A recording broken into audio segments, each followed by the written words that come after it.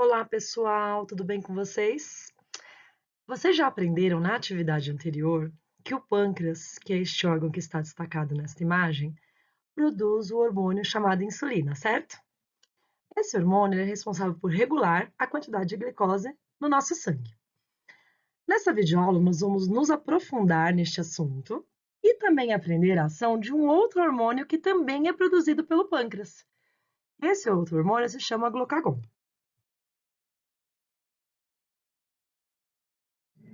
Então, vamos aprender um pouco mais sobre a insulina.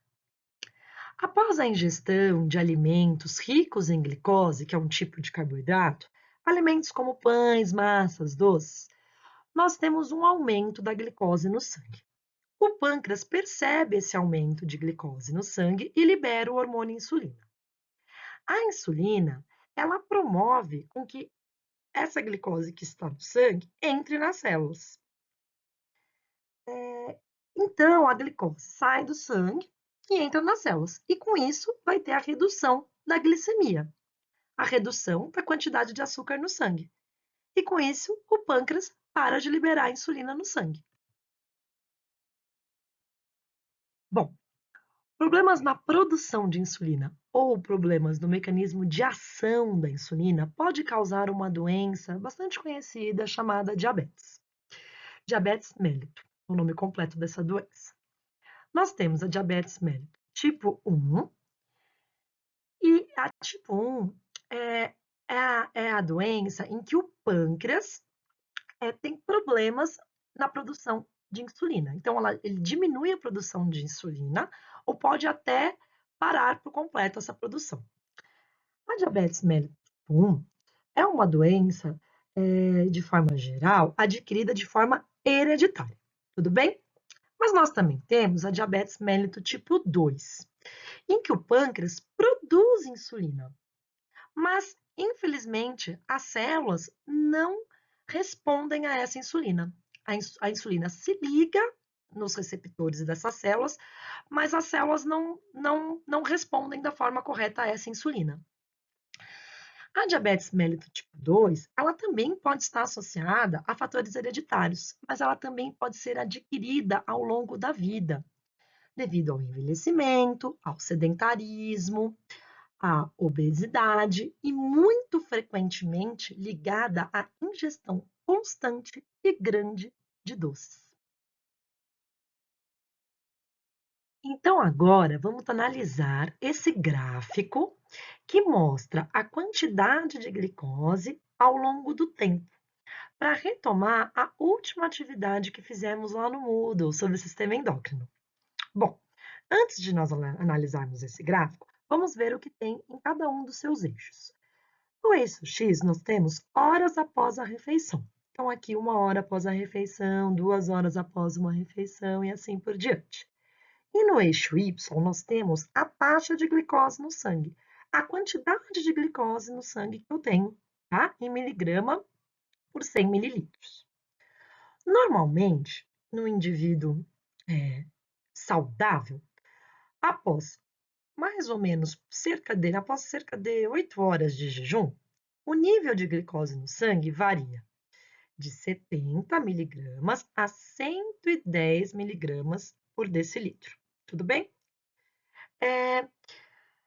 Após a alimentação, a glicemia sobe, certo? Porque é liberado glicose no sangue. E depois de cerca de 3 horas, a glicemia que estava alta, ela retorna aos níveis iniciais, certo? Retorna aos níveis iniciais.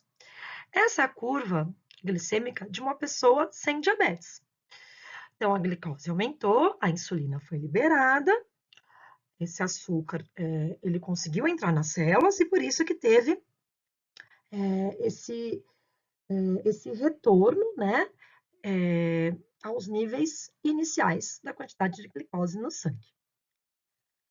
Já um diabético, em jejum, ele já possui níveis altos de glicose no seu sangue, cerca de 150, às vezes até mais que isso, tá? Mesmo em jejum. Após uma refeição, o nível de açúcar de um diabético sobe muito no sangue. E, após 3 horas, esse nível de açúcar do sangue não retorna aos níveis iniciais. Observe que em 3 horas o nível de açúcar dele no sangue ainda continua alto. Não retorna ao nível inicial, que foi 150. Isso porque a glicose excedente, ou grande parte da glicose consumida, não entra nas células, devido a problemas com a insulina. Mas o pâncreas não produz só a insulina, ele produz também um outro hormônio chamado glucagon. E neste slide nós vamos discutir um pouco sobre a ação desse hormônio em nosso organismo. Então, após um jejum prolongado, mais de 12 horas sem comer nada, nós vamos observar que o nível de glicose no sangue diminui. E o pâncreas percebe isso e libera um outro hormônio, neste caso, o glucagon. O glucagon tem como alvo as células do fígado. O fígado é um órgão que está destacado em vermelho nesta imagem. Bom, as células do fígado armazenam a glicose na forma de uma molécula chamada glicogênio.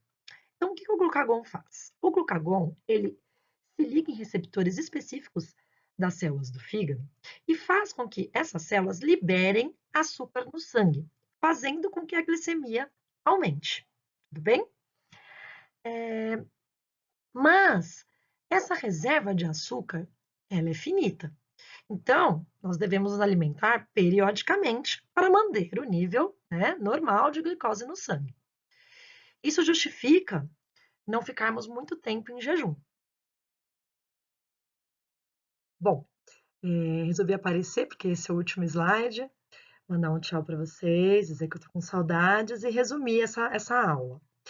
Bom, esses dois hormônios, a insulina e o glucagon, eles são responsáveis por manter os níveis de glicose em nosso sangue dentro dos parâmetros normais. E isso garante que todas as células do nosso organismo recebam durante o dia a quantidade de glicose necessária para a produção de energia. Bom, espero que vocês tenham gostado da videoaula e até a próxima, pessoal. Tchau, tchau. Estou com saudades, viu?